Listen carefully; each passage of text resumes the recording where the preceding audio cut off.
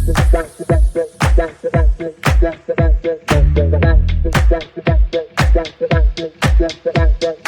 wealth today, and the whys in the hows. And I know there's a lot of guys listening, and I want you to listen because you have moms, you have sisters, you have friends who are girls or women, you have partners, and you want the best for them. And I want the best for them.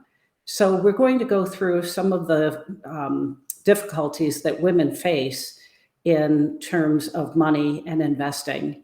And we want you to share this with them so that they can be better investors and be more comfortable over time financially.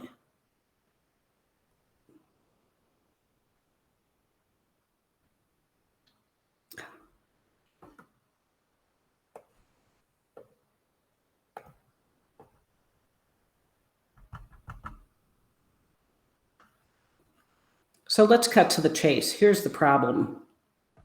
Women have been paid less than men for decades.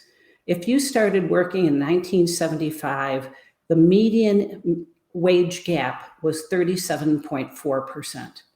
If you started working in 1990, the gap was 25%, still ridiculous. In 2005, the gap was 18%. And if you started working in 2020, the gap was 16%. That's ridiculous, but it's a fact. And it doesn't stop there because many hiring managers will ask you, how much did you make at your last job? And then make an offer based on that number. Now that's illegal in 16 states, but it's legal in the other states. And the key here is if you get asked that question in a job interview, you respond by asking, what is the wage range for this particular position? And then go on to say, based on my own experience level, I believe I should be paid at the upper end of that range, if that is the case. But never, ever tell them what you made at your last job. Women are also more likely to take time off from work for their family. And I did that. It was something that I really wanted to do. I took off 11 years. Most people don't know that, but it was something I felt was very important to me. So during that time, I did a lot of volunteer work. I was very active in my community and my children's schools. It was something that I felt was really important to me. But caring for children and elderly family members and moving for one's husband's career, these are all things that take away from women's earnings over time. And it's just a fact that, sometimes we have these hurdles to overcome. But wealth is not just about money. Women tend to use their money to fund educational opportunities, healthcare, other things that contribute to the community. This is the way women use their wealth, and it's really different from men. Now, you have to know that retirement is inevitable. I mean, hopefully, we all live to see retirement, and pensions, they're not that common anymore, but a lot of people do have them. And Social Security are what people are relying on, but they're not guaranteed. Now, my personal opinion is as much as Social Security is a political football, it will persist. There will be higher taxes required from working people in order to keep Social Security afloat. But 41% of baby boomer workers expect Social Security to be their only source of income in retirement. That's not much money when you're relying on Social Security. You should be looking for 70 to 75% of your working wages to be generated in retirement. And so you're going to need investments to boost that number up from the Social Security numbers. Now, I like to quote my dear friend Cindy Laupner and say that along the way, girls just want to have funds. They want to have money to spend, as I said, on the community, on their values, a few getaways also. However, 2 out of 3 women say, I know little to nothing about finance. 2 out of 3 women, that's astounding to me. And only 17% say they're very confident in their ability to live in retirement in a comfortable lifestyle. Only 17%. That's pretty low. Now, we still have these outdated norms, and that is that, my husband knows more about investments than I do. I just leave it to him. Or my brother knows so much about investing, I'll just take his advice on everything. Or my dad's broker, he picks stocks for me. But I really don't know anything about investing. Now, 7 out of 10 married men say they wish their wife was more involved in investing.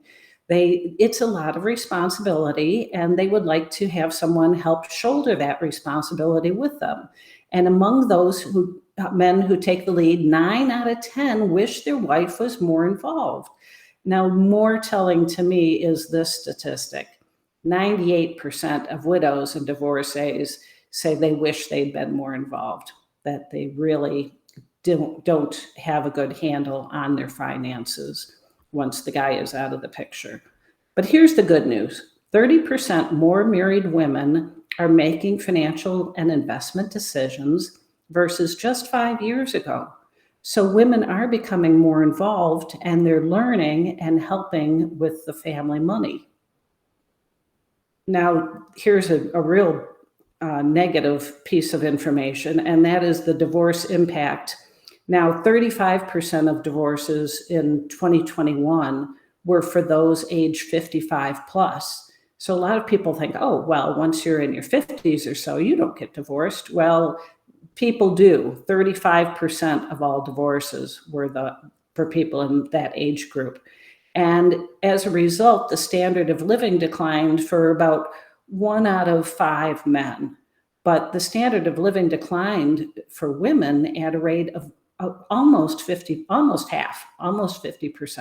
45%. And those living below the poverty level, in terms of men, it was 14%. And in terms of women, it was about 1 in 4 living below the poverty level after divorce. That's very, very significant and very sad. Another reason that women should know more about investing. Now, here's some interesting news. If you were to be divorced and looking at Social Security payments, if you were married more than 10 years and did not remarry by the age of 65 or retirement age, you can claim Social Security benefits based on your ex-spouse's income history.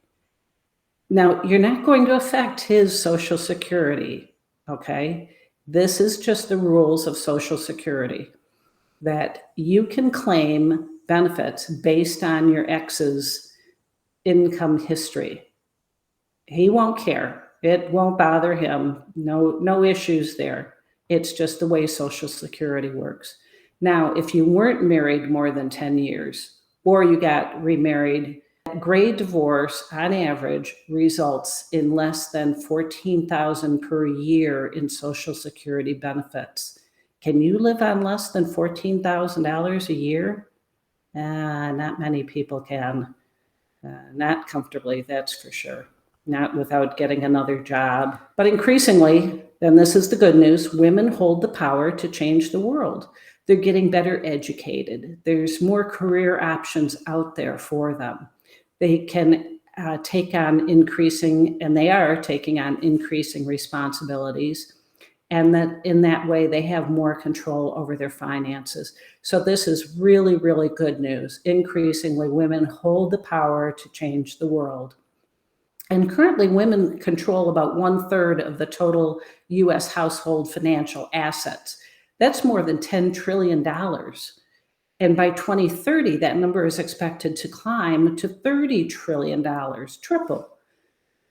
That's how much baby boomers will possess. and it's from inheritance, and it's from their own income, maybe their businesses that they've started, but they are increasingly responsible for more of the financial assets, and a great reason to learn more about investments. Now, the number of Americans living beyond their 100th birthday has surged nearly 44% since the year 2000. And if you talk to actuaries, people at insurance companies who estimate, life expectancy for people, for the children born today, it's over 100 years. The average life expectancy is probably about 105 for a child that's born now.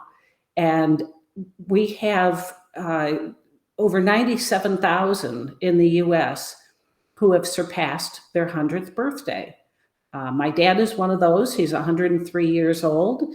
He has a whole batch of friends who are well into their 90s, like him, still living at home and enjoying a fairly active lifestyle for considering their age. So it's a growing number of people every day. Now, unlike my dad, women comprise more than 80% of that number of people who are reaching 100 or more. So as a woman, you can expect that, either you or your sister or friends of yours will be, celebrating their 100th birthday, and, hopefully you'll be in attendance for that. But the problem or the issue is that you have to be able to fund yourself through those years. So there's an old saying, when is the best time to plant a tree? And it applies to investing as well. When is the best time to start investing? And the answer is 20 years ago. Now, here's a chart of how the market has done over time. And you'll see that while there have been a few bumps in the road, it was really a good time to invest in the market 20 years ago, wasn't it? Put that seedling in, and you've got a very tall tree at this point in time, a very nice portfolio if you're just investing in the overall stock market. And how do you invest? Well, diversify. Think of it in terms of your choices. You have stocks, large, mid, and small cap stocks. They all have different levels of risk. Growth and value stocks, that's another way to divvy it up, and those have different levels of risk and returns. There's common stocks, there's preferred stocks. You can invest in the US and you can invest overseas.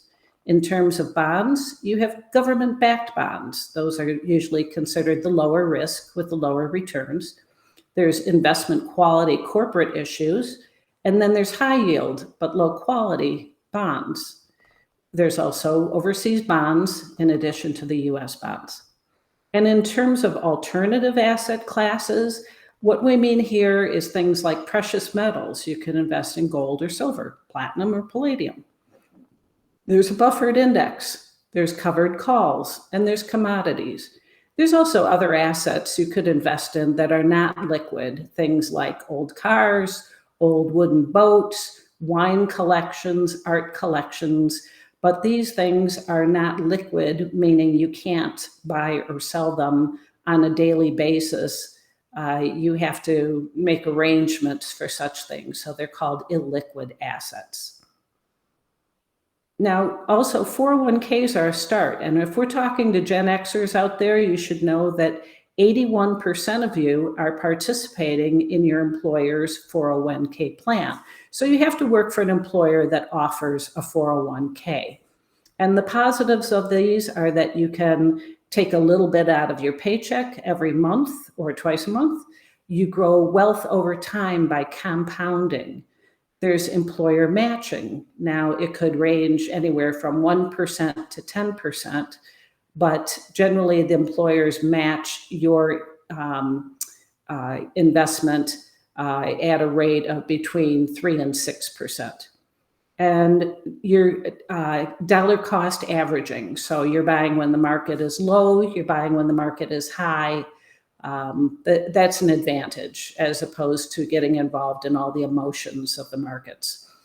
Now, the negatives are you have limited choices. Even if your company offers you, say, 20 or 30 different choices, they're really pretty static types of investments. And you have to take a look at them maybe quarterly or semi-annually and ask yourself, look at the markets through Yahoo Finance or Market Watch or any of a number of different websites. Are the markets getting overheated? Are the markets cheap? And what parts of the market are doing well? They have momentum. Then make some changes in your 401k selections. And there are fees to these 401ks. They're not without fees, but they're rather hidden. So that's one of the negatives to the 401k plans. You need to learn a new language. Investments is definitely another language to most people, to people who aren't in the business like I've been. But people go out and learn German and Russian and Spanish and French and all the time, Italian. It's a new language, but it's well worth the effort. Now, here's my story. So going way back, I was always very good at math, and maybe you are too. But when they start putting dollar signs and decimal points around the numbers, I mean, those numbers really started to dance for me. And I think you can have the same experience if you start to learn more about it. So know before you travel anywhere. If you're traveling in the world of finance, you need to go and get some books, get some listen to podcasts, get some recommendations. Use a guide, use a financial advisor. But all these things are things that will help you for the longer term. Women lack confidence, and I hate hearing men talk about, she would be better if only she had confidence at her job. In the case of investment, women lack confidence simply because only 38% of them work with a financial advisor. And that compares to 62% of men. A financial advisor will lay things out for you in layman's terms, and they will assure you in difficult times that, depending on the situation, maybe you should just hold tight and not make any trades at all and wait for things to work out, wait for things to shake out. Whereas, left to your own devices, you might get all emotional about things and you'll be selling low and buying high, just making the wrong timing types of decisions. So, if you work with a financial advisor, you're far more likely to become more confident and really have superior results. We have statistics about that for another time. So you say to yourself, of course I want to build wealth. Who wouldn't? But, I just don't know where to start, where to get my information, what to do. And the first thing you do is you set goals and objectives. Where do I want to be in 2 years, 5 years, 10 years, retirement? Of course, you want to maintain your lifestyle in retirement. So put together some estimates. What is it going to take to maintain my lifestyle? You can't know the actual numbers. Don't worry about that. Just give it a good estimate as to what you think it might be. And, in the meantime, if there's a trip that you want to take, if there's something you want to do with your life that's different, set those goals and objectives and write down, your timetable. When do you want to go? How do you want to go? How do you want things to play out? But write it down. And, I like to think back to Weight Watchers. They always had you writing things down, and you share it with a friend, share it publicly with other people who can hold you to that and say, wait a minute, didn't you say you wanted to learn how to fly? Are you taking any lessons? When are you going to take lessons? That sort of thing. get it out there into the world and get feedback from people. Oh, maybe I know somebody who teaches flying lessons. That would be very helpful. And know your own comfort zone. And by this, I go back to the whole sleep well at night. Know what is going to make you nervous, what is going to make you comfortable, how much risk can I take on, rather than, rolling your dice in Vegas and putting all your money on the table. Just find a comfort zone for yourself. Now, the internet has helped level the playing field. So access the internet, put it out there in Google or Bing. Here's a topic I want to know more about. Preferred stocks. Why would anybody buy preferred stocks? And just read up on it. But there's tons of information available to you, tons of statistics on the internet for free. And then equal weight your investments initially. So if you're going to buy 5 stocks, put an equal number of dollars into those 5 stocks. The online brokerage firms certainly help you to do that, but don't put all your eggs in one basket. Don't put all your money on one particular stock. And here's something else I'll throw out there to you. A stock that is under $5 per share is far, far more likely to go to 0 than it is to 10.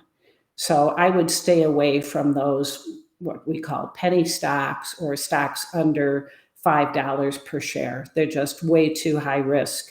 And you certainly don't want to put all your money into something that high risk. Now, money is a tool to grow wealth. And I think of money as something like hammer and nails and boards. But you really need to avoid using money to impress others, whether it's, flashy jewelry, handbags, sports cars, even an expensive apartment. That's all to impress others. And that's not a way to grow wealth whatsoever.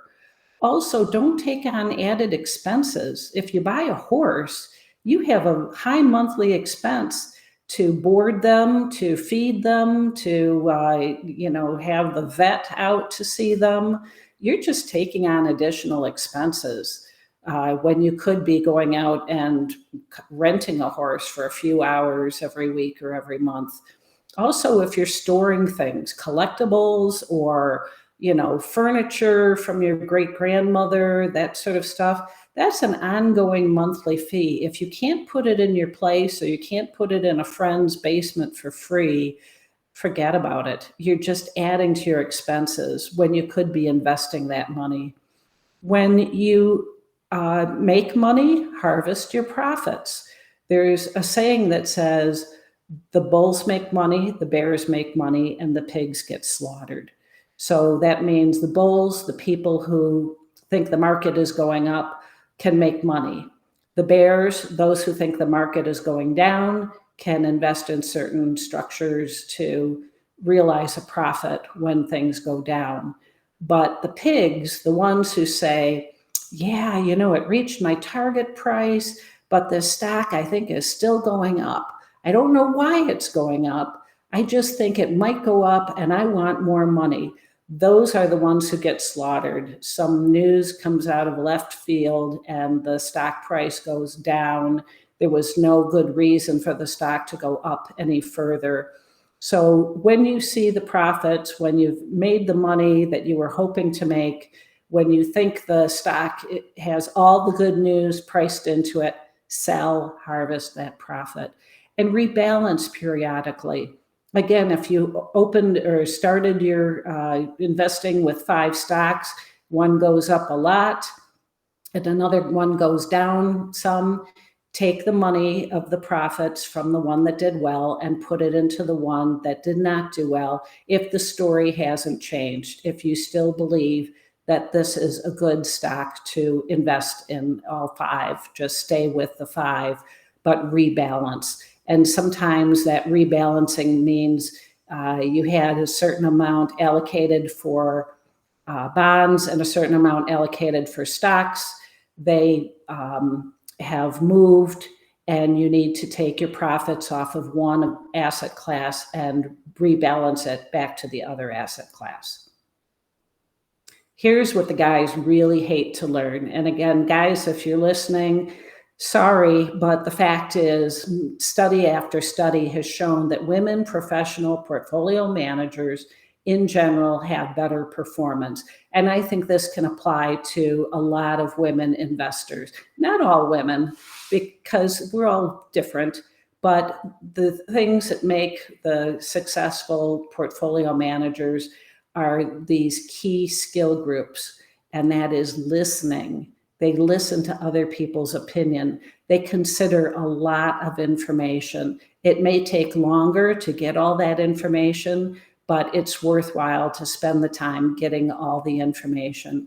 And they ponder divergent viewpoints. They don't just brush people off because they're different. One person says sell and you've been thinking buy all along. You got to consider that opinion of why should we be selling this instead of buying. And they're just more patient and less impulsive. Again, not all my women friends are more patient than men or less impulsive than men.